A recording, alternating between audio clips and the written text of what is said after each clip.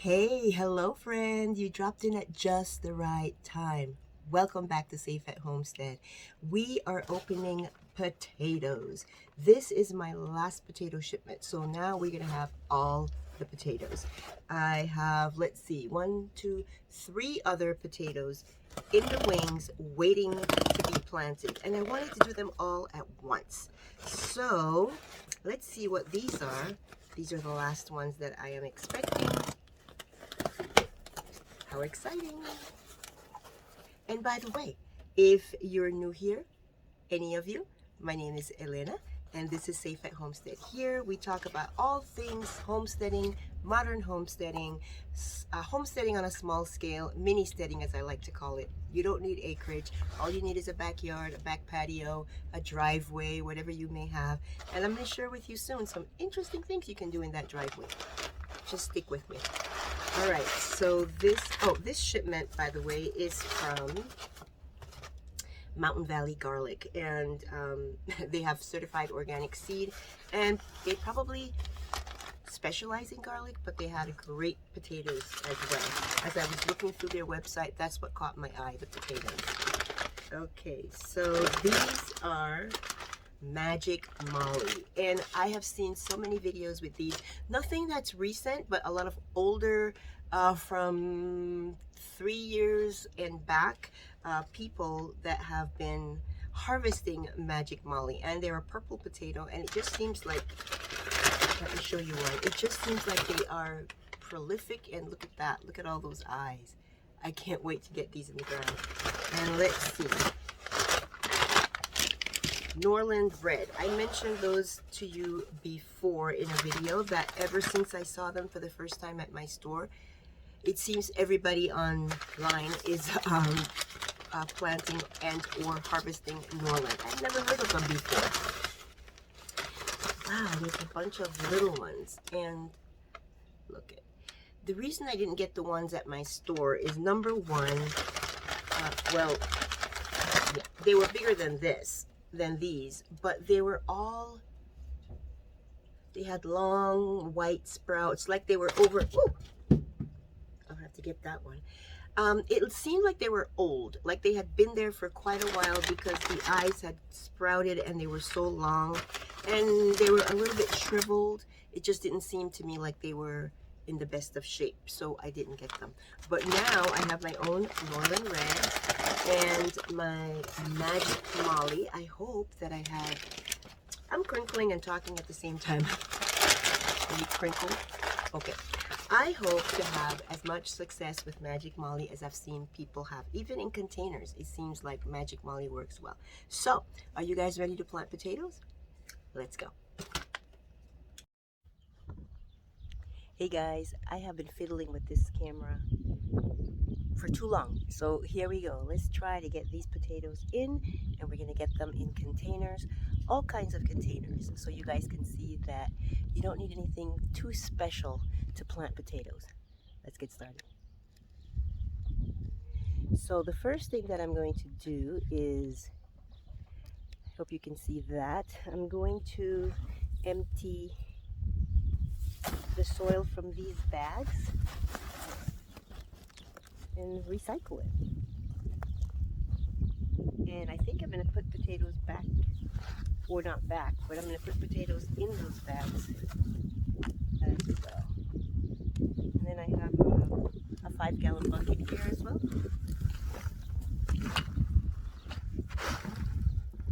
Some people say, you probably can't see this, but in the bottom of this bucket and a few others that I've emptied, oh, and you can see it very well here. See that green?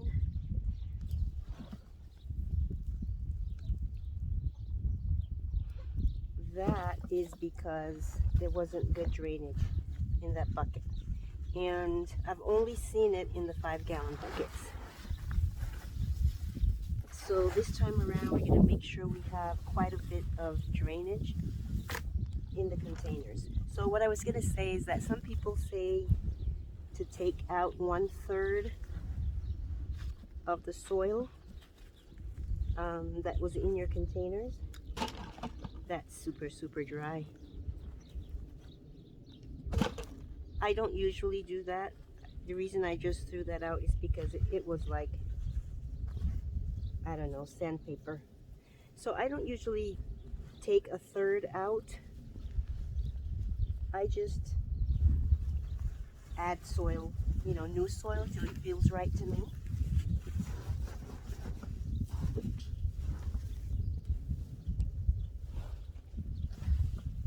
So I'm gonna add some soil. My favorite, Kellogg's organic soil.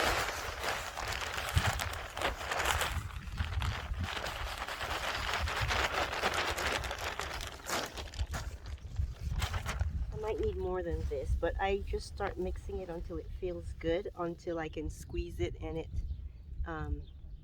stays packed but can fall apart easily. Right now, it's nowhere near that. So I'm going to play around with this. I'm going to add, let me just add it now so you can see. I'm going to add some mulch.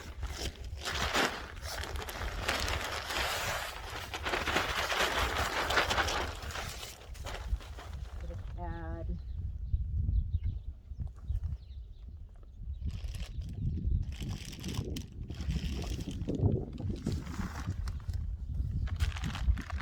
some coffee grounds.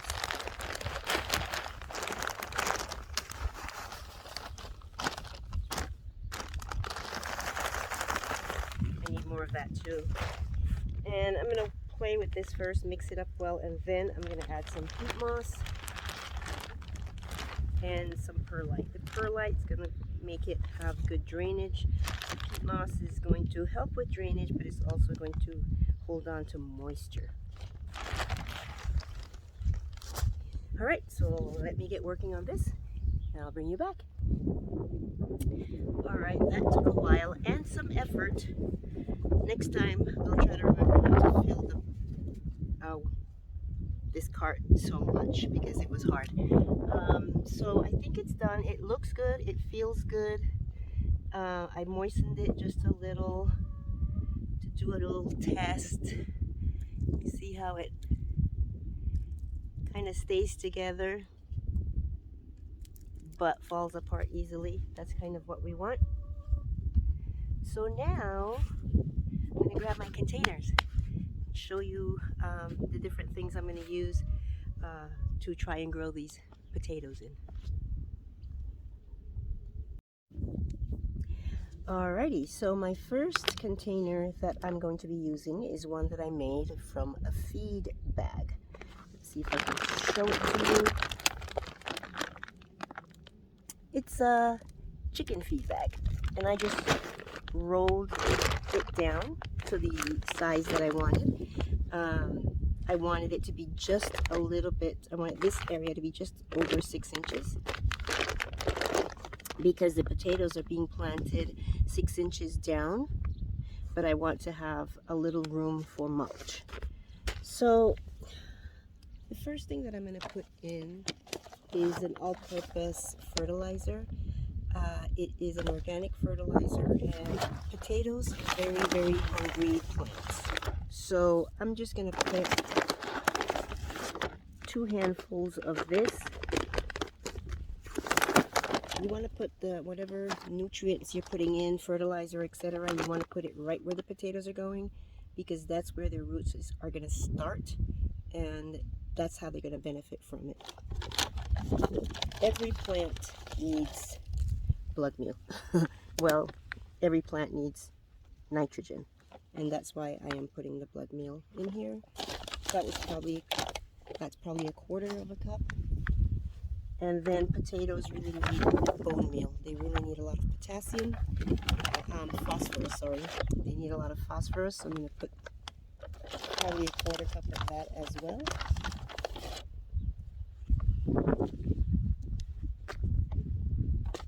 That's it. Now, potatoes don't grow down like carrots. They grow out. The roots go down, but the potatoes grow at the level you put them and then out. So it is important that you are putting the nutrients right where you're putting the potatoes. And in this bag, I'm going to put these Adirondack blues. I got them from the store. Most of them were bad. I cut them and had them out. It's been almost 4 days now, but see how these got this little white things on it. I don't know if that is, I don't know what that is, but I'm not going to plant them. I'm just going to go ahead and plant this one. This one has nice eyes on it, and I'm only going to put 2 in this one. I'm only going to put 2 halves in here. Then I'm going to fill it to about here and then put 2 inches of mulch on it. And before I do that, I'm just going to move this over and go ahead and do the other container.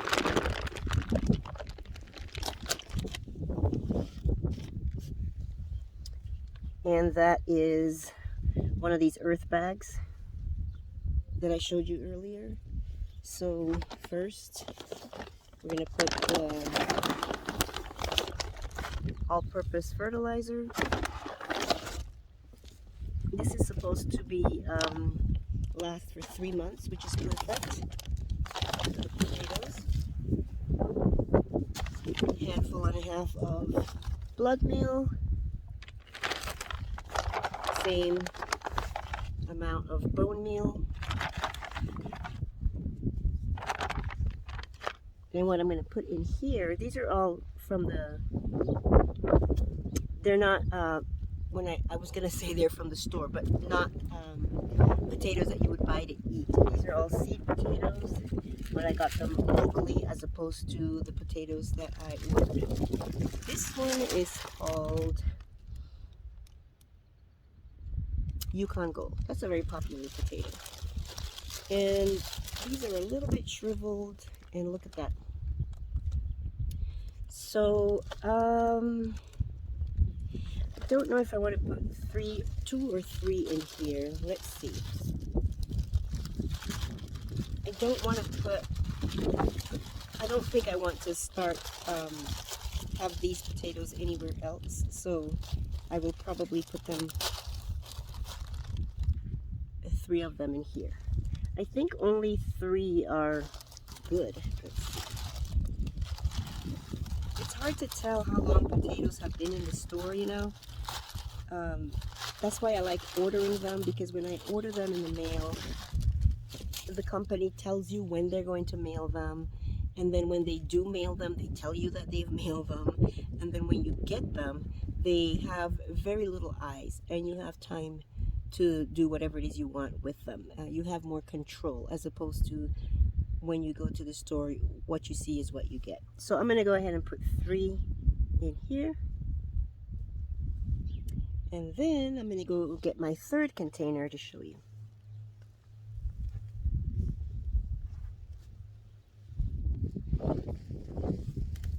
Actually, I have them right here. My 3rd container is a cardboard box. And I have 2 that I got from my hubby. He brought them from work. And this is the one I like best because it closes best. See that? When it's closed, once I close it, it's not going to have any holes. Can you guys see this? Yes, you can. The only thing is, I think it's deep enough. Let me compare it to this one. Let's see. Yeah, this one is deeper. The problem with this one is that it doesn't close as well. Well, no, that's not too bad.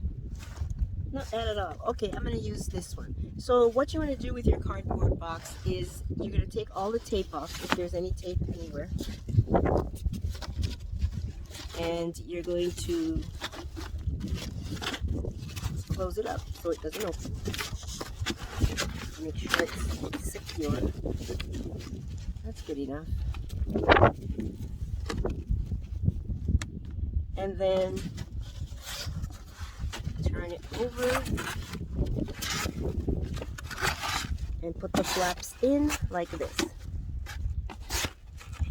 And then the thing you have to consider with the cardboard box is that wherever you put it is where you're going to leave it, because you're not going to be able to move it. So this is going to be getting watered and maybe fertilized, and it's going to get a little soft. It'll last you as long as the potato. It might even last you for another set of potatoes for a late crop. You just can't move it around, especially because the bottom is folded in like that, but you don't want tape in your soil or near your soil where you're growing your food. So yeah, I'm gonna put some soil in here and we'll see what potatoes we'll plant in here. All right, so I'm gonna put the Norland Reds in the cardboard box because I have quite a few. And I think I'm only gonna put 3. I know that I could probably put more, and I see people put a lot more, but I want to give them the opportunity to grow. So I don't want to put so many that I get a bunch of little potatoes, right? I like the yellow ones, the what are they called? Yukon Gold. I like those as small potatoes, but other potatoes, I just like them to be bigger, unless they're like fingerling potatoes, which are meant to be. So I'm going to cover these now with 6 inches of soil, and then I'll come back and show you guys what I've done and how I mulched it.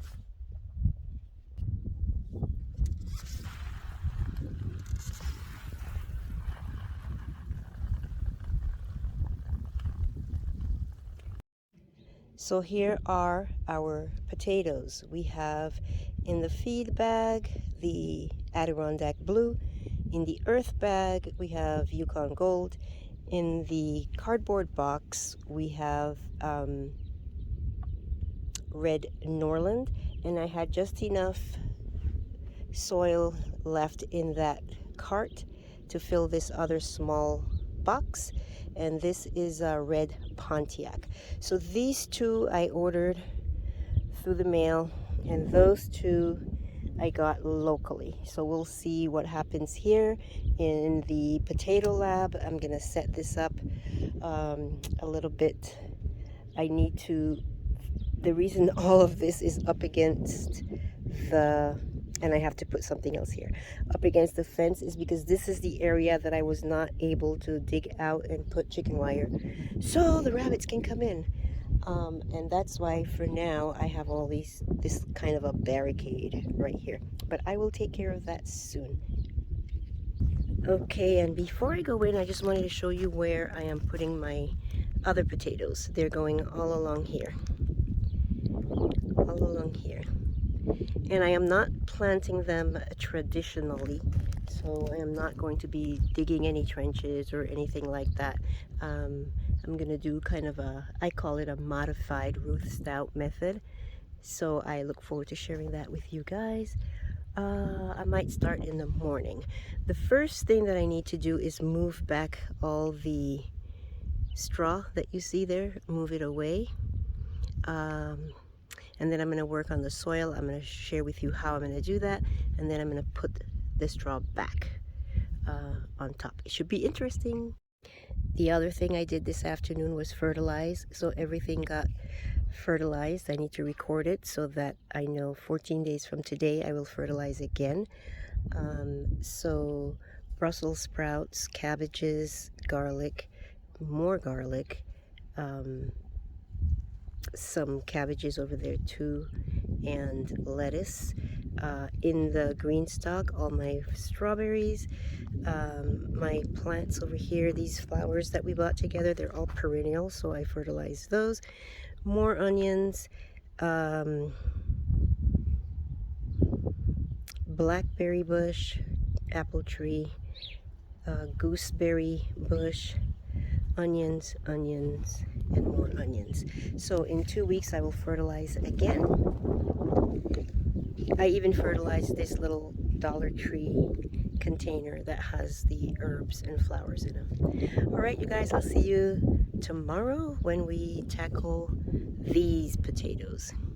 Bye.